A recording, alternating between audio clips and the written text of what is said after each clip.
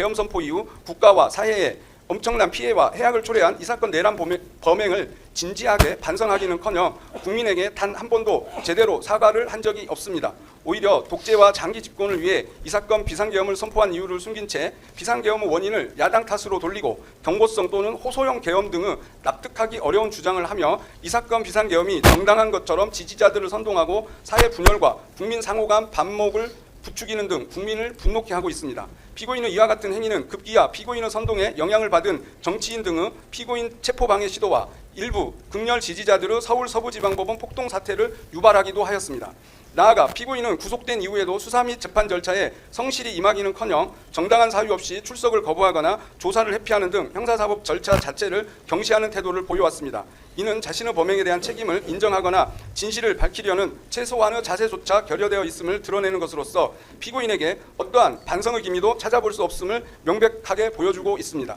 또한 피고인은 탄핵심판과 이 사건 재판 과정에서 피고인의 지시로 범행에 가담한 하급자들에게 용서를 구하고 그들의 가담 행위에 책임지려는 자세를 보이기는커녕 용기를 내어 사실대로 진술하는 사람들을 거짓말쟁이로 몰아세우는 등으로 그 책임을 전가하는 무책임한 모습을 보이고 있습니다.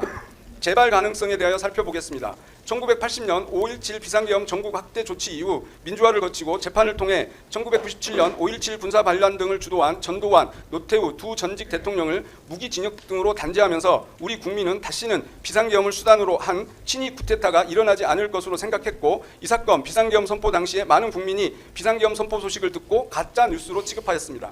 하지만 전두환, 노태우 세력 단죄의 역사가 있음에도 비상계엄을 수단으로 내란을 획책한 피고인을 비롯한 공직 엘리트들의 행태를 통해 국민은 비극적 역사가 반복되지 않도록 다시금 전두환, 노태우 세력에 대한 단죄보다 더 엄정한 단죄가 필요함을 실감하게 되었습니다.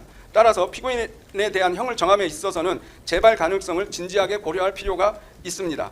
내란 우두머리죄에 대한 법정형은 최고 사형, 최저 무기금고입니다. 이와 같은 양형 조건에 비추어 볼 때 참작할 만한 감경 사유가 전혀 없는 피고인에 대하여 법정 최저형인 무기형으로 형을 정하는 것이 과연 양형의 원칙에 부합한지에 관하여 신중한 검토가 필요합니다. 대한민국은 사실상 사형 폐지 국가라고 합니다. 사형을 집행하지 않기 때문입니다. 그러나 사형은 구형되고 있고 선고되고 있습니다. 대한민국 형사사법에서의 사형은 집행하여 사형을 시킨다는 의미가 아니라 공동체가 재판을 통해 범죄 대응 의지와 그에 대한 신뢰를 구현하는 것으로 기능하고 있는 것입니다. 피고인은 반성하지 않습니다.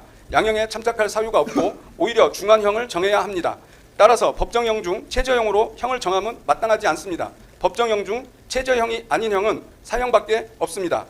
이에 피고인 윤석열에게 사형을 구형합니다.